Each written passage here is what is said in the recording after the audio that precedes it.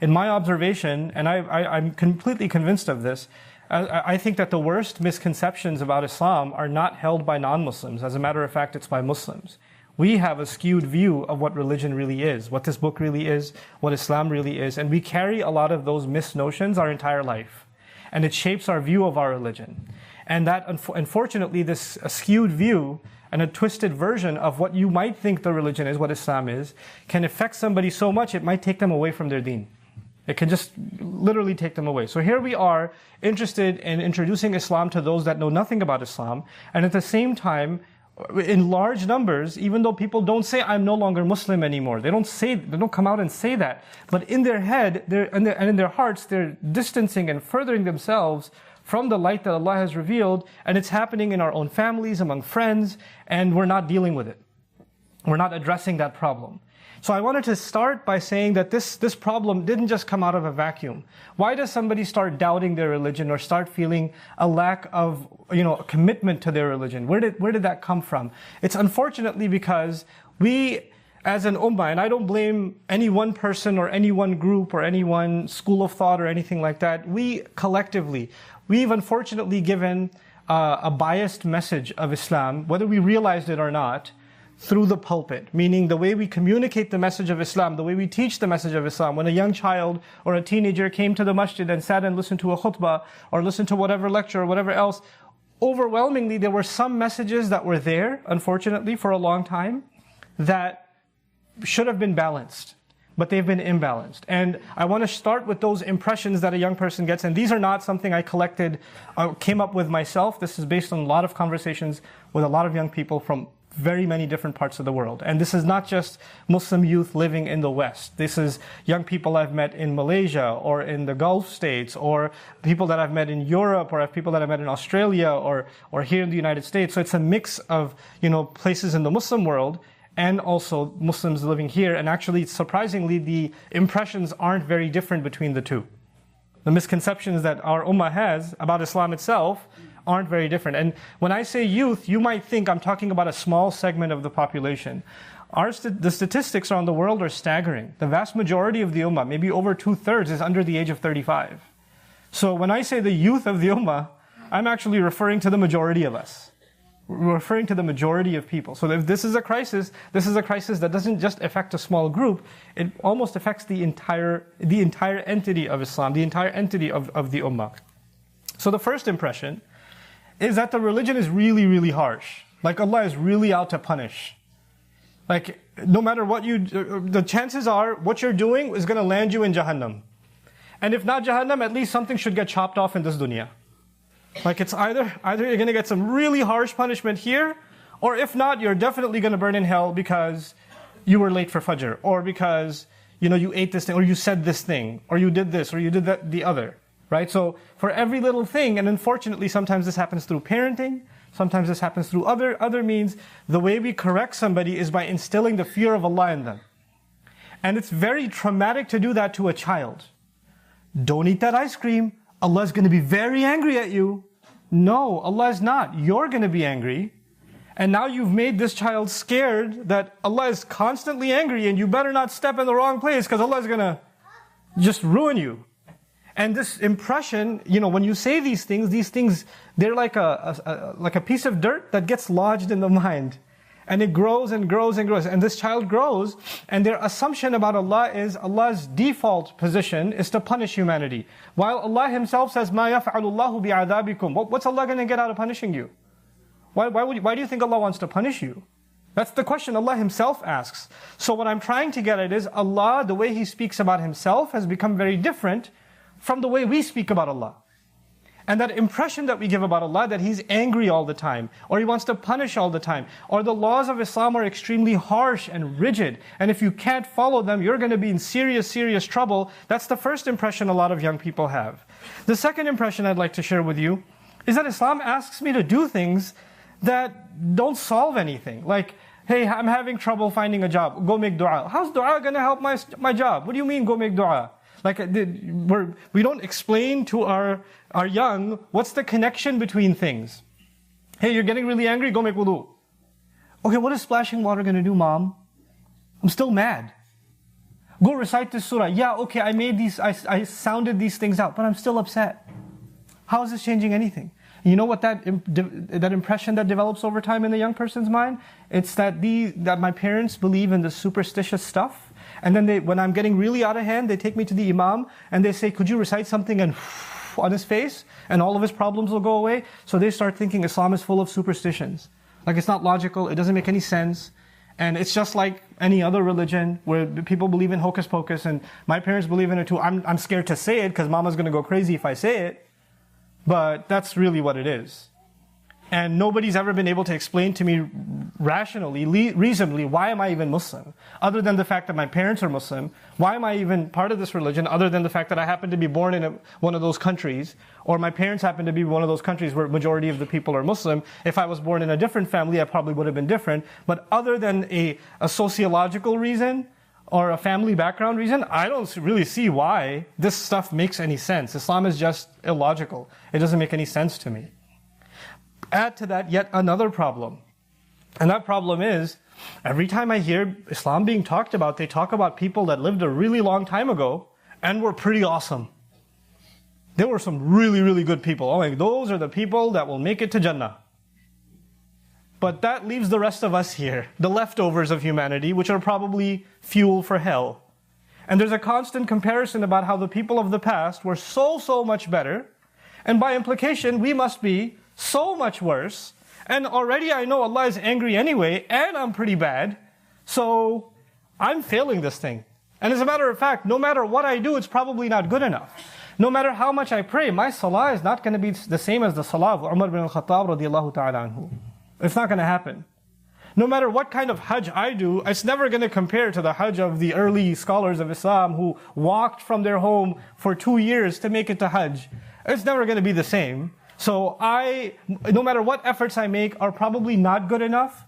They're probably not acceptable. They're probably not to the standard that Allah wants them to be, because Allah has very high standards, clearly. There were people before, you've heard stories of people that they prayed tahajjud for 40 nights in a row. And they prayed, fajr with the wudu of Isha.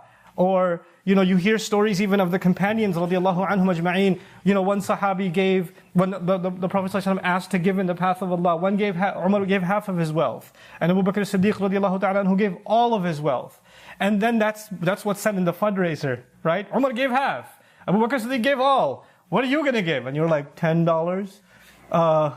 It's probably not going to count for much, because he gave half and that one gave full. And we forget that even at the time when we cite those great companions, the vast majority of the companions didn't give half or full. The vast majority of them, who Allah is pleased with all of them, did not go to the extent that a handful of them went. Those that went that far are not the minimum standard. They are heroes and they went above and beyond the call of duty, that's correct. But to constantly quote that and to give the impression that, where are you compared to them? Well, that was the case even at that time. There were several Sahaba who couldn't do that, and who didn't do that. You understand? So, but we give this impression that if you can't reach this, then you're probably a lost cause anyway. And of course, there's the narrative that most people are going to end up in Jahannam. So chances are, I mean, look at you. Seriously, you think you're going to go to Jannah? And this impression is given that you're not really the heaven type, you could try, but you and I both know. And you know how I know this impression? People come to me, and the first thing they say to me is, I'm not a good person, I know that, but I just have a question. Why did you Allah hasn't passed judgment on you yet? Why have you passed judgment on yourself? Why did you pass that verdict on yourself? Well, I've done a lot of mistakes, or I know Allah is very angry with me. Really? Allah is very angry with you. Did you receive an email? Did you receive some kind of communication directly from Allah that Allah is angry with you? You know what it is? People keep telling you Allah is angry with you, and you start believing people as though they have some direct channel with Allah. They don't. They don't. People's opinion of you is not Allah's opinion of you. There's a difference between those things. But you start accepting that about yourself, and you lose hope and become disconnected. Then, of course, it also seems that these stories that I'm being told, or these accounts that I'm being told, they don't seem relevant to my life. I've literally sat in gatherings with people come up and said, well, I was reading the Qur'an and it was talking about the battle of Uhud or the battle of Badr. What does that have to do with my life? I'm not going into any battle. It's not relevant to me. I've had these conversations not with non-Muslims. I've had these conversations with Muslims, right? And you know what? At some level you could say, Astaghfirullah al-Azim, la hawla wa la quwwata illa billah. What kind of question is this? Yeah, you can say that, but if you don't engage in a civil conversation with people that genuinely have that question, that problem's only going to get worse. You understand? It's not going to get solved by you doing istighfar of Allah and going into a corner, and every time you see them, you say, A'udhu billahi minash shaitanir rajim. That's not going to solve that problem. This needs a conversation. This needs engagement. And so, it becomes hard. The claim is that it's hard to relate to. And of course, the final one, among many others, is that most things in Islam are forbidden. Chances are what I'm doing is probably haram. Hey, laughing, it's haram, right? Hey, speeding is haram, right? Hey, getting a nice car, it's haram, right? Like even kids, like at Sunday schools, in masajid where they're learning Islam, you know the most common question kids ask their teacher? Hey, blank, haram, right? Isn't this haram? Isn't that haram? And constantly haram, haram, haram, haram. Like as if Allah naturally made all things haram and a few things that He allowed to make halal. While the reality is the exact opposite. وَالَّذِي خَلَقَ لَكُمْ مَا فِي الْأَرْضِ جَمِيعًا. He made for your benefit whatever He made on the earth. He made it for humanity's benefit. And then He Himself says, يُحَرِّمُ عَلَيْكُمْ الْخَبَائِثِ.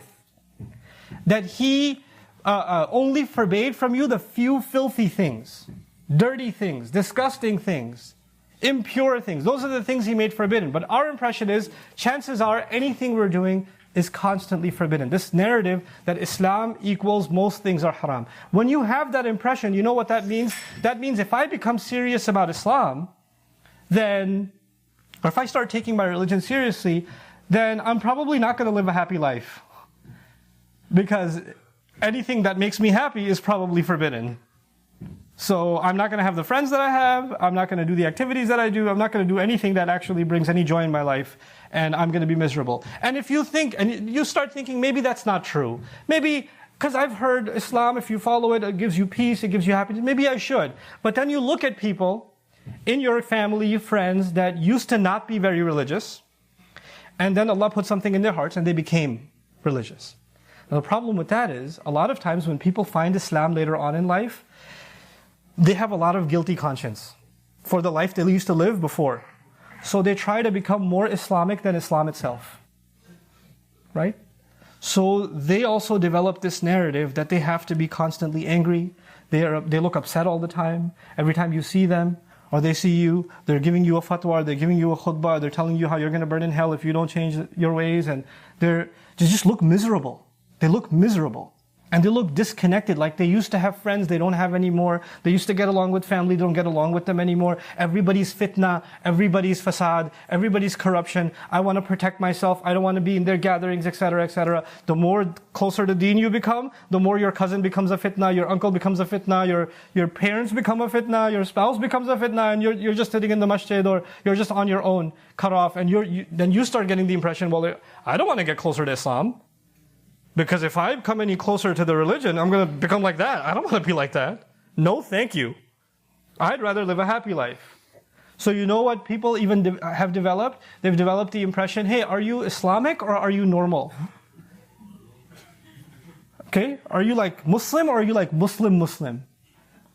You know, what that means is that if you become closer to Allah's deen, then somehow you lose your ability to be normal. And that did not come from anywhere. It didn't come from a vacuum. There's actual real behavior of people that makes it seem like the closer to religion you get, the more abnormal you become, the more antisocial you become, the angrier you become, the more judgmental you become, the more miserable you become. So why would that be something that you would want in your life?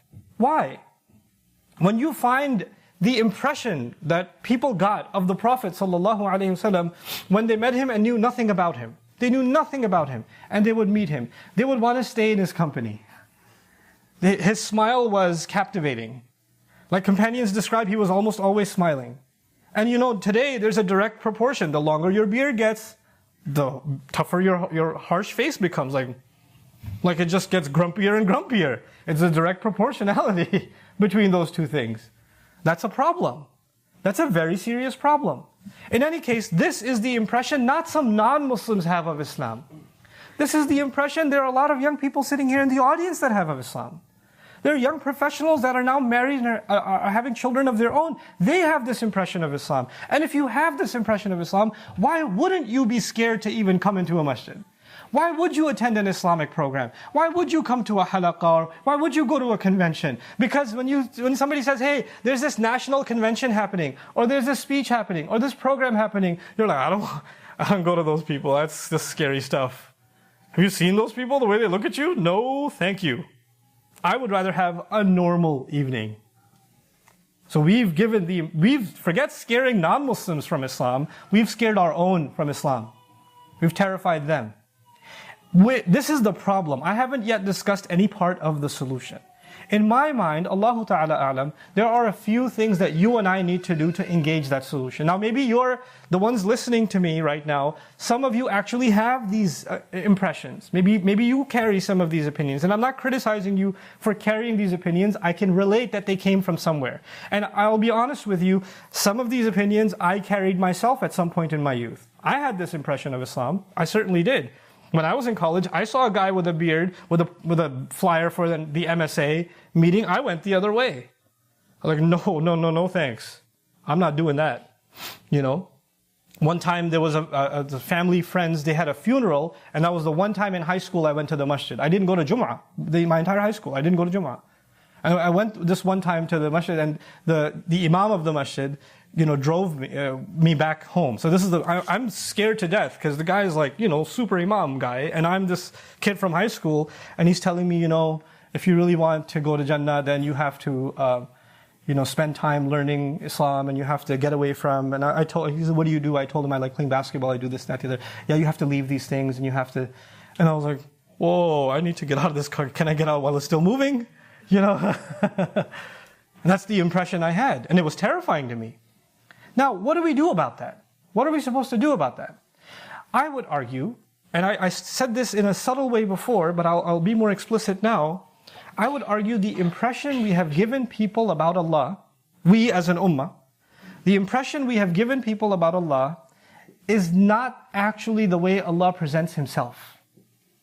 Allah speaks Himself a certain way, about Himself, introduces Himself a certain way, but we talk about Allah a certain other way. In other words, our narrative of Islam is very far from the narrative of the Qur'an itself. That's Allah speaking Himself.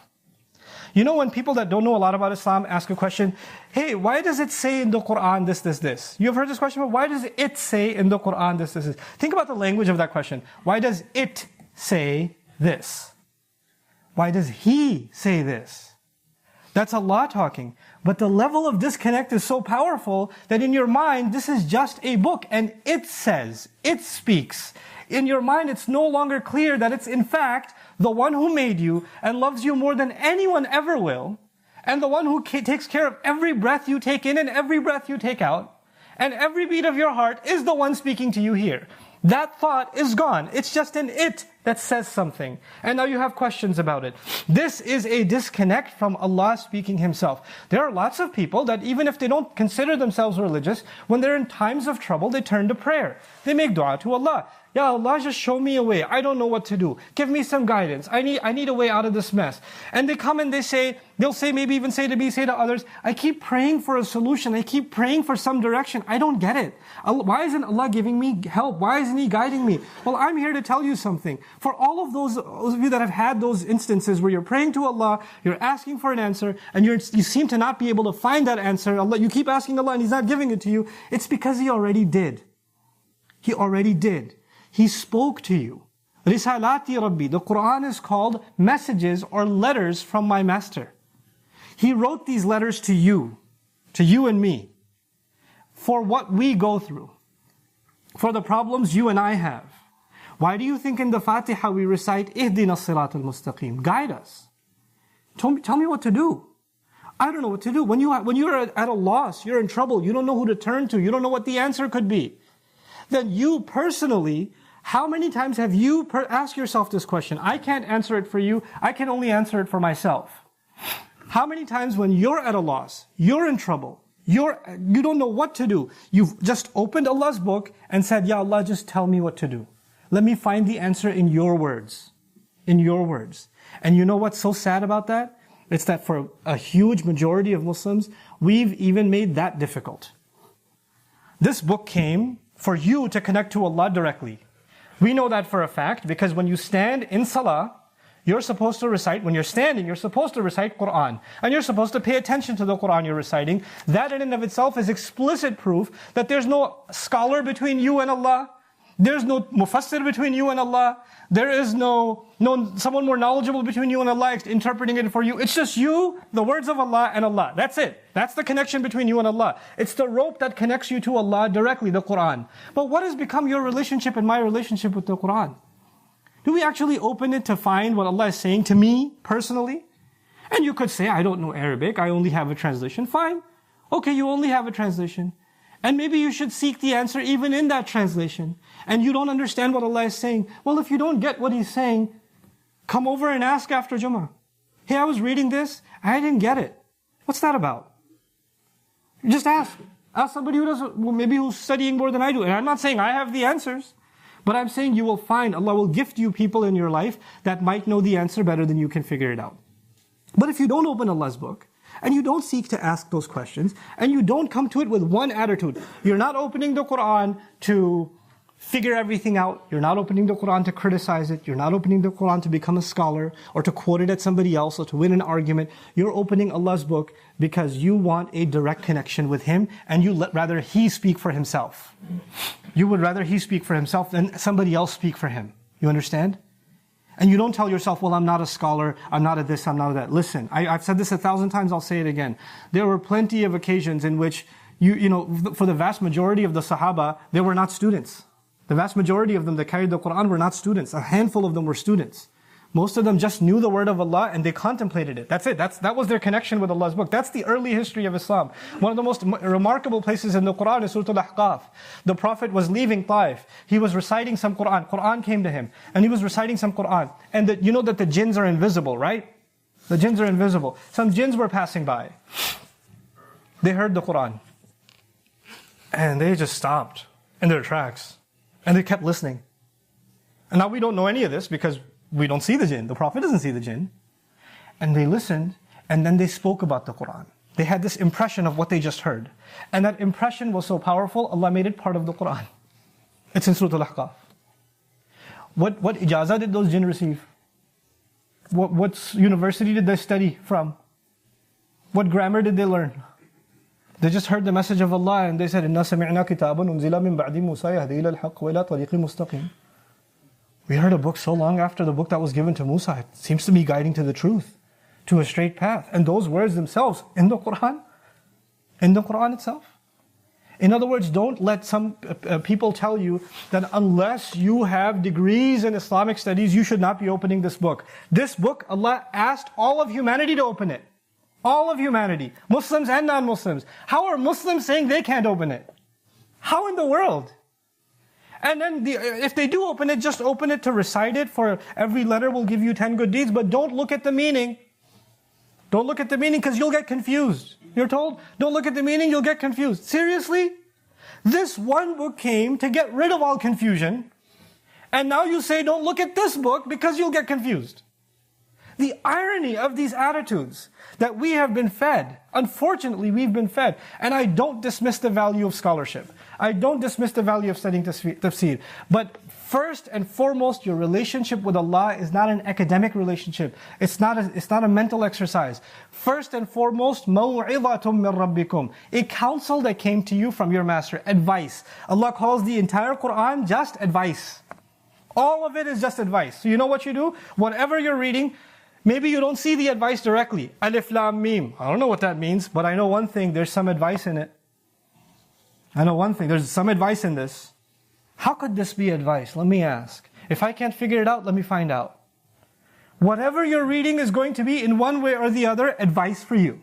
And you and I are constantly in need of advice. And there's no better advice than someone who truly, truly loves you. You know, when you need advice, you don't go to people you know they have something against you. When you need advice, you don't go to people you can't trust. When you need advice, you go to someone who knows they've got your back, no matter what. They're not going to judge you. You can tell them anything and you can be open with them and they'll give you the best advice. You trust their wisdom, you trust their counsel, you trust their confidentiality, you trust that they're looking out for you, you trust that they don't have anything against you. These are your prerequisites before you ask somebody advice. And sometimes you ask the wrong person advice and you say, I'm never going to ask that person advice again. Nobody will give you better advice than Allah. And that will never happen if you don't personally make that journey. Personally make the effort to open this book. The month of Ramadan is coming, and the reason I iterated this is that you personally have to now open this book. Personally, with nobody else around. And you have to just read a little bit of it every day. I'm not saying recite a juz every day or recite 2 pages every day. I don't put those criteria on you. We're too far from those standards for me to impose that on you. Even if you're going to read 1 ayah a day, half a page a day, 2 minutes of reading a day, whatever. You can even put it up on your phone. Whatever you might want to do. But do that. Engage in it. Engage in it. And I encourage you, I know these khutbahs, they go up on Facebook Live. As you read it and you come up with questions, post them. Let me collect the questions.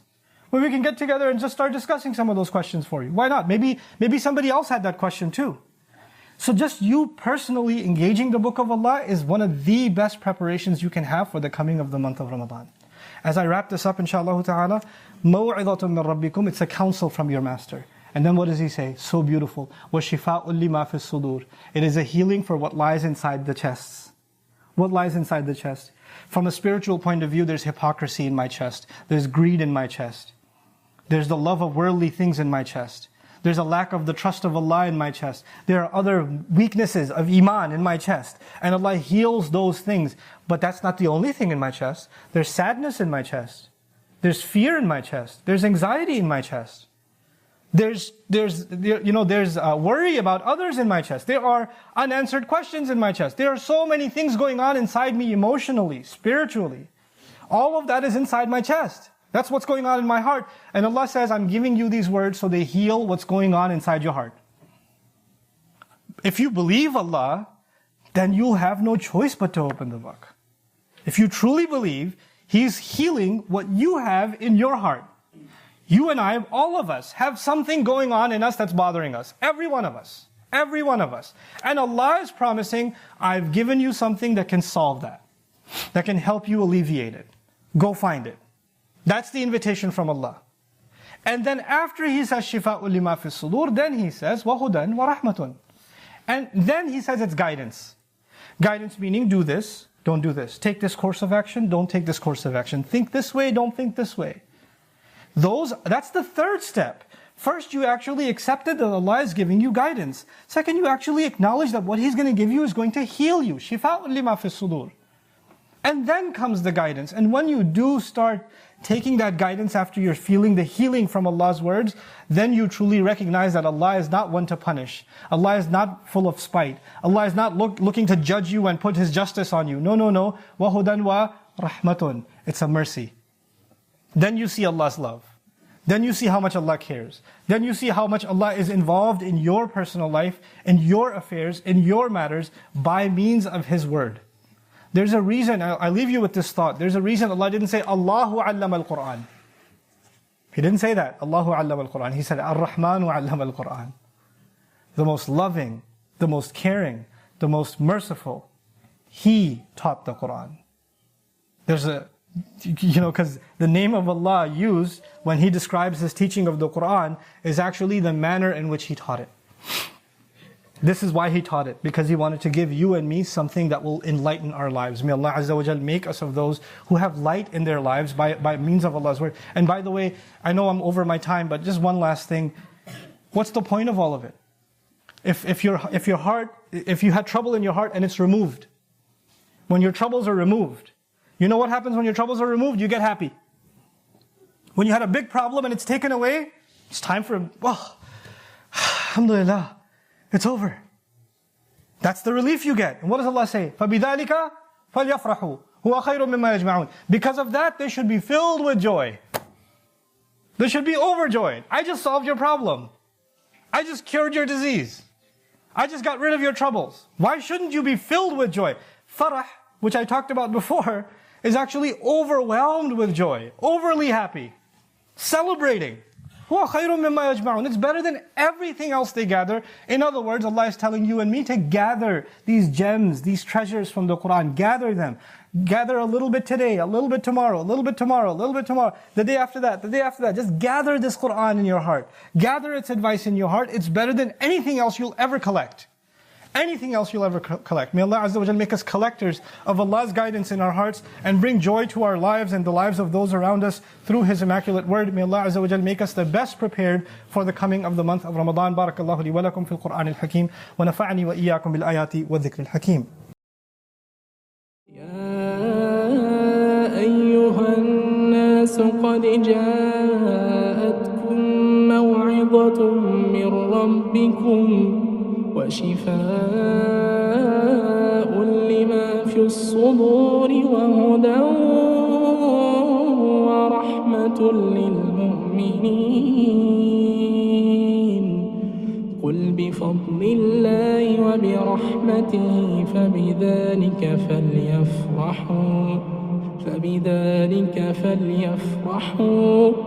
فبذلك فليفرحوا هو خير مما يجمعون.